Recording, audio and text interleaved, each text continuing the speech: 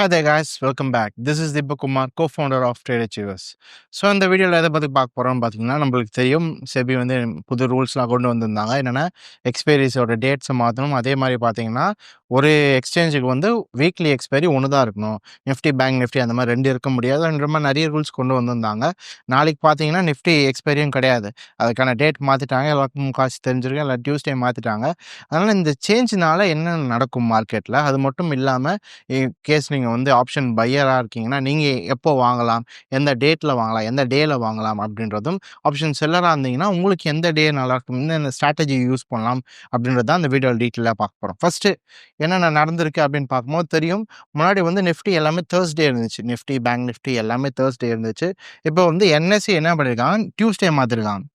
அவங்களுக்கு ஒரு சின்ன கேலண்டர் மாதிரி எடுத்து வச்சுருக்கேன், ஈஸியாக புரியணுன்றதுக்காக. இப்போ நிஃப்டி எடுத்திங்கன்னா வீக்லி எக்ஸ்பைரி இருக்கும், வாரம் எக்ஸ்பைரி இருக்கும், அது டியூஸ்டே இருக்கும். பிஎஸ்சியில் எடுத்திங்கன்னா சென்செக்ஸ் இருக்குது. சென்செக்ஸில் வந்து வாரம் எக்ஸ்பைரி இருக்கும். அது எங்கே வருதுன்னு பார்த்தீங்கன்னா தேர்ஸ்டே வருது. இப்போ வந்து பார்த்தீங்கன்னா ரீசன்ட் டைம்ஸில் சென்செக்ஸ் வந்து டியூஸ்டே இருந்துச்சு, இது வந்து இதில் இருந்துச்சு. ஆனால் பிஎஸ்சி வந்து நிறைய பேர் வந்து ட்ரேட் பண்ண ஆரம்பித்தாங்க. ஏன்னா டியூஸ்டே கிட்ட இருக்கிறதுனால மண்டே வந்து மக்கள் ஓப்பன் பண்ணணும்னு நிறைய பேர் ட்ரேட் பண்ணணும்னு ஆசைப்படுவாங்க. அதனால் டியூஸ்டே இருந்ததுனால நிறைய பேர் சென்செக்ஸ் ட்ரேட் பண்ணிட்டு இருந்தாங்க. ஆனால் எக்ஸ்சேஞ்ச் பண்ணி இப்போ டேட் 2 பேர் மாற்றிட்டாங்க. அதனால் நிஃப்டியில் இப்போ கொஞ்சம் நிறைய ட்ரேட்ஸ் வரதுக்கான சான்சஸ் இருக்குது. சரி, ஓகே. இது வந்து வீக்லி எக்ஸ்பைரி, இந்த நிஃப்டியும் சென்செக்ஸும். இது மட்டும் இல்லாமல் என்எஸ்சியில் நீங்கள் எடுத்தீங்கன்னா பேங்க் நிஃப்டி இருக்குது, தெரியும்.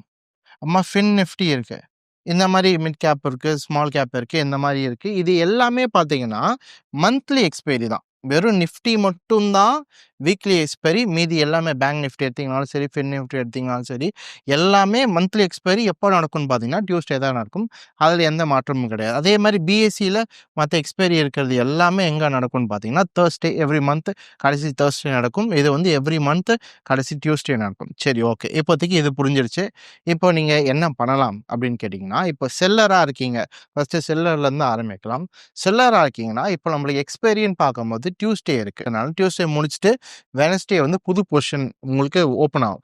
வெனஸ்டே ஓப்பன் ஆகும் உடனே வாங்கலாமா அப்படின்னு கேட்டிங்கன்னா வேண்டாம். நீங்கள் என்ன பண்ணலாம், ஃப்ரைடே வாங்கலாம். உங்கள் ஸ்ட்ராட்டஜிக்காக சொல்கிறேன், என்ன பண்ணலாம் அப்படின்ற ஒரு ஸ்ட்ராட்டஜிக் வியூவில் பார்க்கலாம்.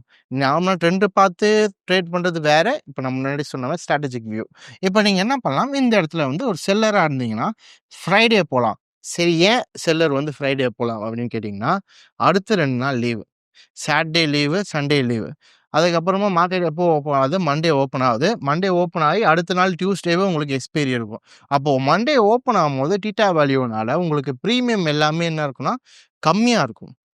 அப்போ செல்லர்ஸ்க்கு எது ஆப்பர்ச்சுனிட்டி பார்த்தீங்கன்னா, இந்த 2 நாள் லீவ் வருதுல்ல, அது நல்ல ஆப்பர்ச்சுனிட்டி செல்லர்ஸ்க்கு. அதனால் செல்லர்ஸ் போகிறீங்கன்னா ஸ்ட்ராட்டஜிக்காக போகணுன்னு நினச்சிங்கன்னா தாராளமாக இங்கே என்ன பண்ணிக்கலாம், செல்லர்ஸ் போய்க்கலாம். பையர்ஸ்க்கு வந்துட்டு டீட்டா வேல்யூ கம்மியாக இருக்கிறதுனால இந்த ஃப்ரைடே ட்ரேட் பண்ணுறது அவாய்ட் பண்ணலாம். அப்போ நீங்கள் என்ன பண்ணலாம் அப்படின்னு கேட்டிங்கன்னா, ஃப்ரைடே ட்ரேட் பண்ணுறது விட்டுட்டு, பொசிஷனில் ஹோல்ட் பண்ணுறது விட்டுட்டு, மண்டே வந்து நீங்கள் ட்ரேடை ஸ்டார்ட் பண்ணிக்கலாம். ஏன் அப்படின்னா, முன்னாடியே சொன்ன மாதிரி டீட்டா வேல்யூ கம்மியாக இருக்குது. 2 நாள் லீவுன்றதுனால டீட்டா வேல்யூ கம்மியாக இருக்கிறதுனால மண்டே வந்து உங்களால் என்ன பண்ண முடியும், லோ ப்ரைஸில் வந்து ப்ரீமியம்ஸ் கிடைக்கும், லோ ப்ரைஸில் வாங்க முடியும்.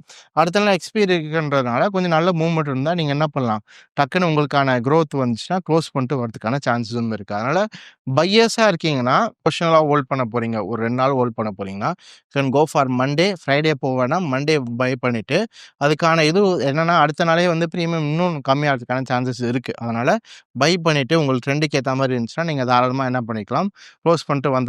ஃப்ரைடே போக வேண்டாம். ஃப்ரைடே என்ன பண்ணுவாங்கன்னா, சில பேர் என்ன பண்ணுவாங்கன்னா, ஒரு கெஸ் இருக்கும், அவுட் ஆஃப் தி மணியில் வாங்கி வச்சுட்டு சாட்டர்டே, சண்டே 2 நாள் லீவு. திடீர்னு மண்டே எதனாச்சும் நியூஸ் வந்துட்டு நல்ல ஒரு அப்பு குடிச்சிச்சுன்னா நல்லா இருக்குமே, அவுட் ஆஃப் தி மணியில் நான் ₹2 இன்வெஸ்ட் பண்ணிட்டு ₹6 கூட ப்ராஃபிட் வரலாமே. அதெல்லாம் கரெக்டு தான். இப்போ புரிஞ்சுக்க வேண்டிய விஷயம் என்னென்னா, மார்க்கெட் வந்து இப்போதைக்கு கொஞ்ச நாள் வந்து சைட்வேஸில் இருக்குது. அதனால் நம்ம 2 நாளில் வந்து நல்ல மூவ்மெண்ட் இருக்கும் அப்படின்னு எக்ஸ்பெக்ட் பண்ணுறது வந்து இப்போ எக்ஸ்பெக்ட் பண்ண முடியாது. எப்போனா ஒரு நல்ல ட்ரெண்ட் இருக்கும்போது அந்த மாதிரி இடத்துல எக்ஸ்பெக்ட் பண்ணலாம். தவிர நீங்கள் அவுட் ஆஃப் தி மணியில் வாங்குறீங்க, திடீர்னு மண்டே வந்து கேப் அப் கேப் டவுன் ஆச்சுன்னா நல்ல ஒரு ப்ராஃபிட் வருமே அப்படின்னு எக்ஸ்பெக்ட் பண்ணுறது தப்பு கிடையாது. புரிஞ்சுக்க வேண்டிய விஷயம்னா ட்ரெண்டை பேனா பார்க்கணும். இப்போதைக்கு நிஃப்டி சைட்வேஸில் இருக்கிறனால அந்த மாதிரி ஸ்ட்ராட்டஜி கொஞ்சம் அவாய்ட் பண்ணிக்கலாம். இன்கேஸ் நீங்கள் பை தான் பண்ணணும்னு நினச்சிங்கன்னா ஒரு ஸ்ட்ராட்டஜி மாதிரியும் பண்ணலாம். எப்படின்னா, இப்போ இன்கேஸ் ஃப்ரைடே நீங்கள் பை பண்ணணும்னு ஆசைப்படுறீங்கன்னா நிஃப்டியில் வந்து என்ன பண்ணிக்கலாம், புல்லிஷில் இருக்க மார்க்கெட் வந்து புல்லிஷில் இருக்குன்னா நிஃப்டியில் வந்து நம்ம என்ன பண்ணலாம், கால் ஆப்ஷன் வந்து பை பண்ணிக்கலாம். என்ன ஆப்ஷன், கால் ஆப்ஷன் வந்து பை பண்ணிக்கோங்க ஃப்ரைடேவே.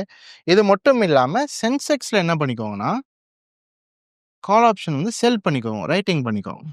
ஏன்னா, இன்கேஸ் நாளைக்கு வந்துட்டு மண்டே ஓப்பன் ஆகும்போது 2 நாள் லீவ் இருக்கு.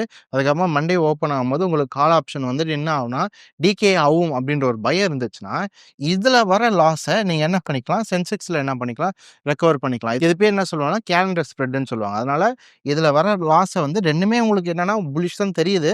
இருந்தாலும் ஒரு என்ன சொல்லுவாங்கன்னா, ஒரு ஒரு ஹெட்ஜுக்காக, ஒரு சேஃப்டிக்காக, ஒரு இன்சூரன்ஸ்க்காக பண்ணணும்னு நெனச்சீங்கன்னா, தாராளமா என்ன பண்ணிக்கலாம்னா, இதுல நிஃப்டில கால் பை பண்ணி, இல்ல கால் செல் பண்ணிக்கலாம். இல்ல வைஸ் வெர்சா அப்படியே மாத்தி கூட பண்ணிக்கலாம். சென்செக்ஸ்ல வந்து கால பை பண்ணி, நிஃப்டில வந்து கால் செல்லும் பண்ணிக்கலாம். இது எல்லாமே ஸ்ட்ராட்டஜிஸ் தான். என்னன்னா, இந்த வீக்கெண்ட்ல வந்து வரும்போது இந்த மாரிலாம் பண்ணிக்கலாம் அப்படின்றது ஒரு ஸ்ட்ராட்டஜி. ஸோ இது மட்டும் இல்லாம நம்ம வால்யூம்ஸ்ன்னு பார்க்கும்போது கொஞ்சம் கம்மியாகிறதுக்கான சான்சஸ் இருக்கு. ஏன்னா, இப்ப வால்யூம் நம்ம எடுக்கும்போது, மண்டே, டியூஸ்டே ட்ரேட் பண்றவங்க என்ன பண்ணுவாங்கன்னா, கண்டிப்பா எதுல ட்ரேட் பண்ண போறாங்கன்னா, எக்ஸ்பைரி வந்து நிஃப்டிய தான் பிரிஃபர் பண்ணுவாங்க.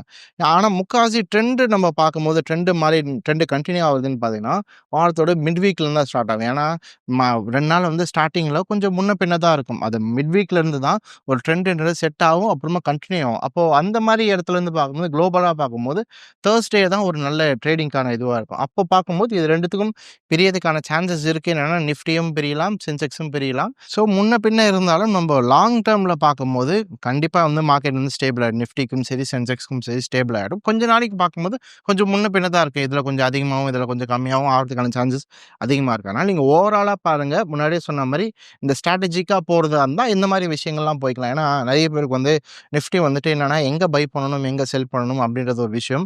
எப்ப பை பண்ணணும், எப்ப செல் பண்ணணும்னு தான் நெறைய பேருக்கு தெரியல மேஜரா. ஏன்னா, ஆப்ஷன் போகும்போது மெயினா நம்ம புரிஞ்சுக்க வேண்டிய விஷயம் என்னன்னா, ட்ரெண்ட் எவ்வளோ முக்கியமோ, அதே மாரி ஆப்ஷனோட டீட்டாவும் நம்ம புரிஞ்சுக்கணும். எப்போ வந்து மார்க்கெட் வந்து பிரீமியம் நல்லா கம்மியாகும், எந்த இடத்துல வாங்குனா நல்லா வந்துட்டு ப்ராஃபிட்டபிளா இருக்கலாம். இந்த மாரி விஷயங்கள புரிஞ்சா தான் நல்லா ப்ராஃபிட்டபிள் ட்ரேடரா இருக்க முடியும். அதனால இது புரிஞ்சிருக்கும்னு நெனைக்கிறேன். என்னென்ன எக்ஸ்பைரி இருக்கு, எப்பப்போ நம்ம எது எது யூஸ் பண்ணிக்கலாம். இது மட்டும் இல்லாம ஸ்ட்ராட்டஜிஸ் பார்க்கும்போது நெறைய ஸ்ட்ராட்டஜிஸ் இருக்கு. அயர்ன் காண்டோர் இருக்கு.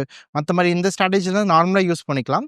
அது மட்டும் இல்லாம ஒரு அடிஷனல் ஸ்ட்ராட்டஜிக்கா போணும்னா, இந்த விஷயங்கள் யூஸ் பண்ணிக்கோங்க. ரொம்ப யூஸ்ஃபுல்லா இருக்கும். எனக்கு தெரிஞ்சு இந்த வீடியோ யூஸ்ஃபுல்லா இருந்திருக்கும்னு நெனைக்கிறேன். தேவையான அடுத்த வீடியோ சந்திக்கிறேன். டில் தென் டேக் கேர். பாய்.